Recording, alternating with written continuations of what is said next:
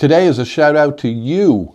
Yeah, you guys, those people that have bothered to comment on some of the stuff that I've been putting out here on YouTube. I really appreciate it, and I'm flattered that you'd be interested enough to respond to it. So now I'm going to get a chance to say hello back, and that's what's coming up on this episode.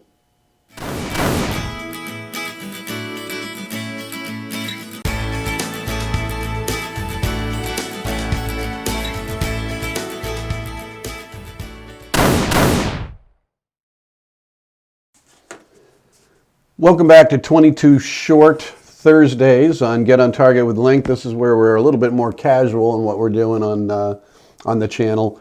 But today I wanted to do a shout out to the people that have been, it's just kind of blown me away, the response that I've gotten and the feedback that I've gotten, the comments that have been sent, that people are interested enough to comment and to get involved and have a dialogue. Some of it has been positive, some of it hasn't. And some of it hasn't been negative, but dissenting. All of it's great, and it's just so interesting to me that that people are engaged in it. So thank you. I really appreciate it. We're almost up to 120 subscribers now. Keep them coming. Tell some friends about it. Let them know. At the end of this video, I'm going to have a link to another YouTuber's channel. I'm going to be responding to some comments that he made to this channel that really made me think. And that's what's great about this, is that the comments going back and forth. Some of them have made me change my mind. Some of them have solidified my opinion and made me feel good about where I stood. But either way, they made me think. Thinking's good. That's my opinion.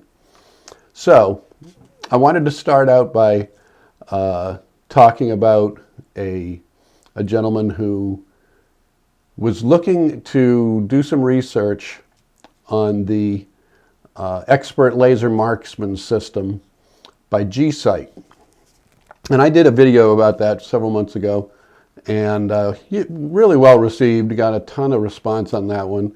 And he happened upon it because it's ranked decently, you know, for that subject. And that's how he discovered me.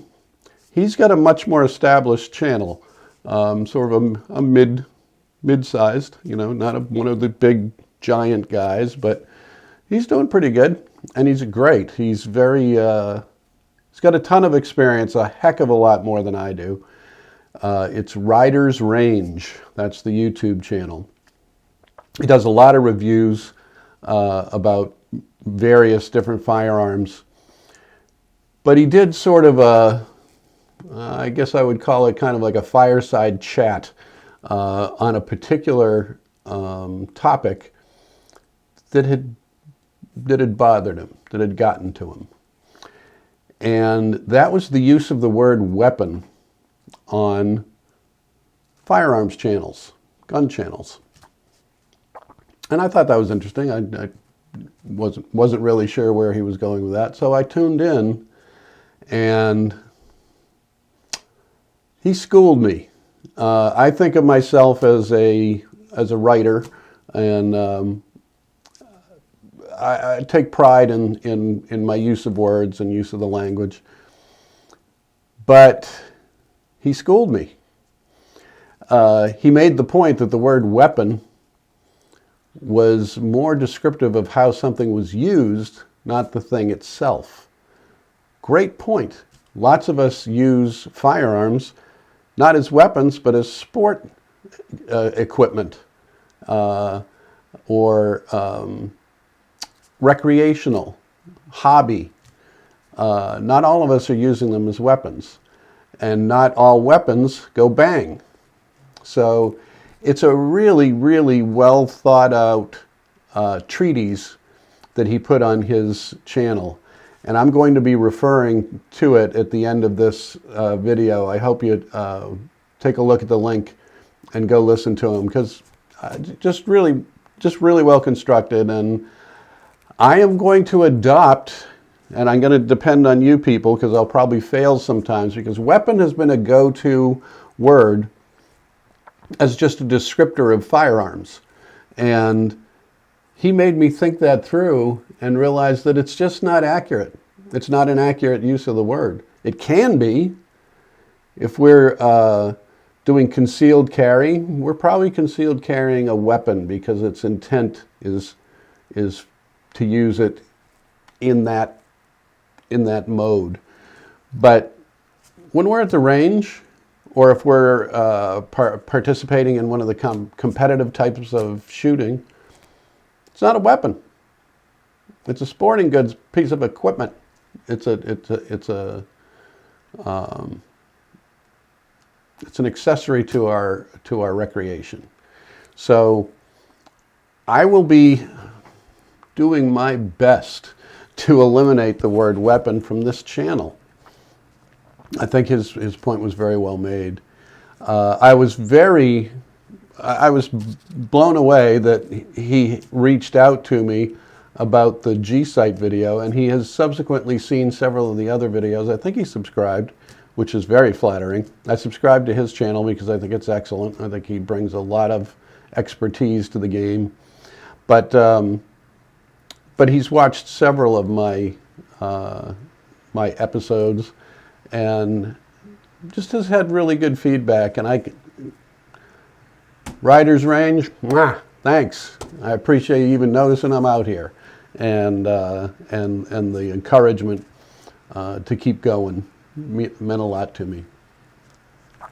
So let's look at some other comments that I got. There was one regarding my concealed carry. There it is. And concealed carry or open carry? Yeah, that guy. Anyway, we're going to go down to the comments, and there was a gentleman that couldn't have disagreed more.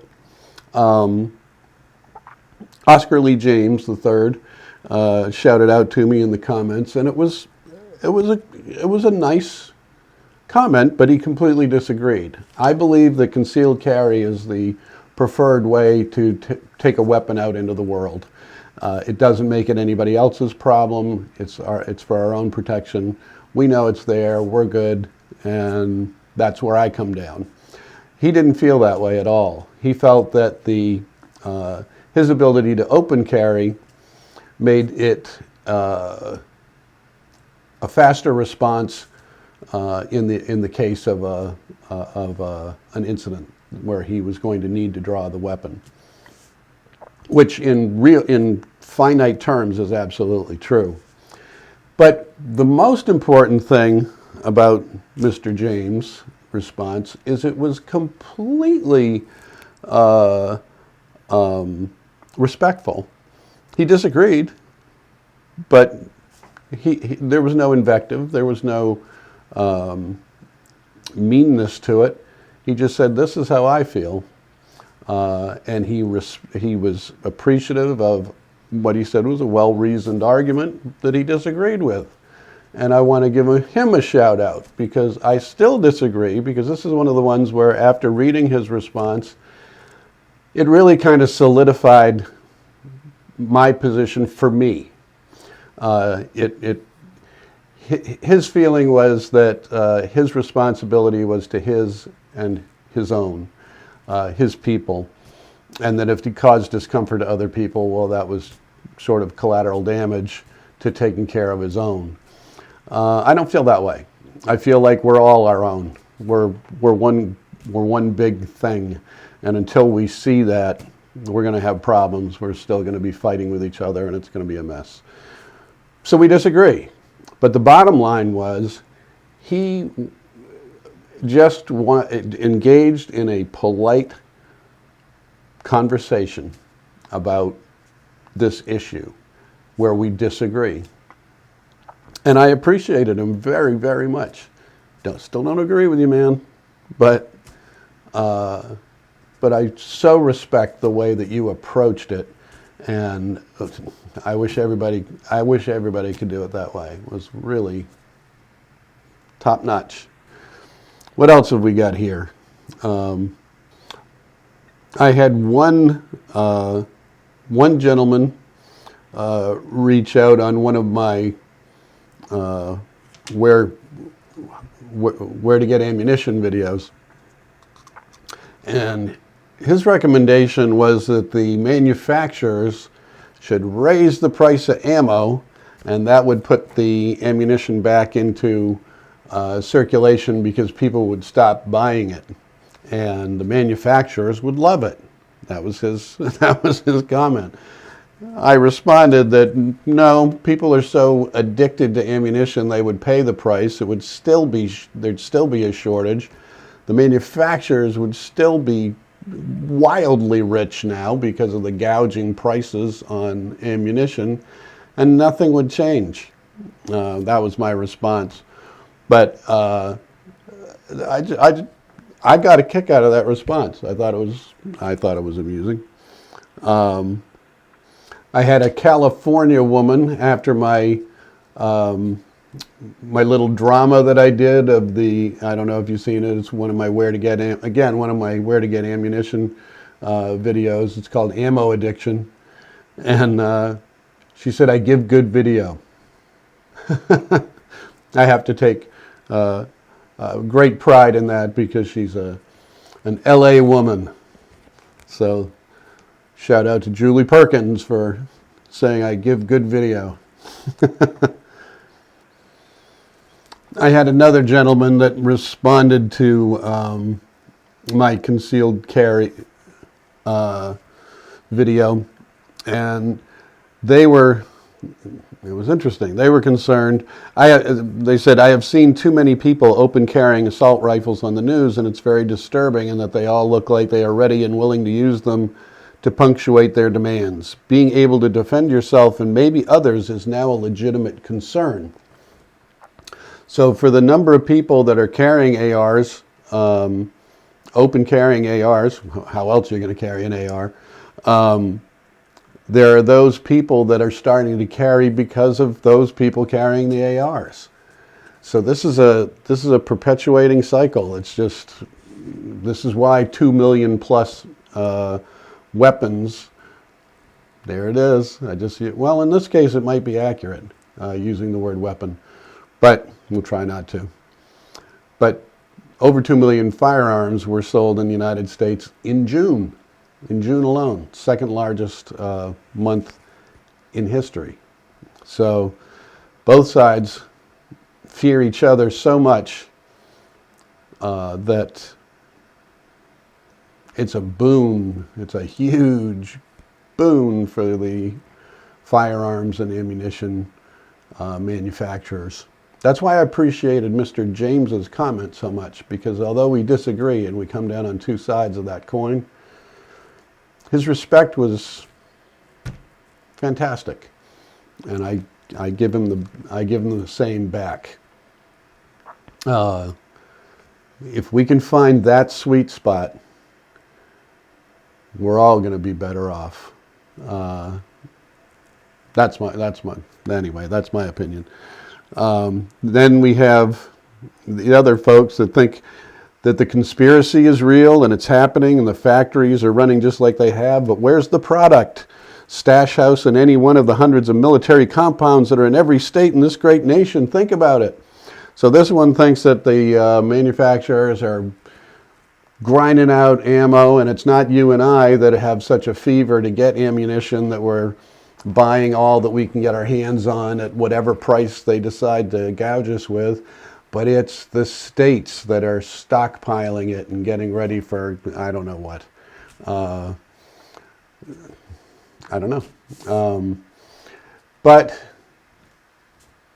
another comment. It's just fantastic that people take the time out of their day to interact with this channel. And I really encourage you to do this. I hope we get to do some more of these and talk about some of the interaction that's happening here, because it's exciting to me.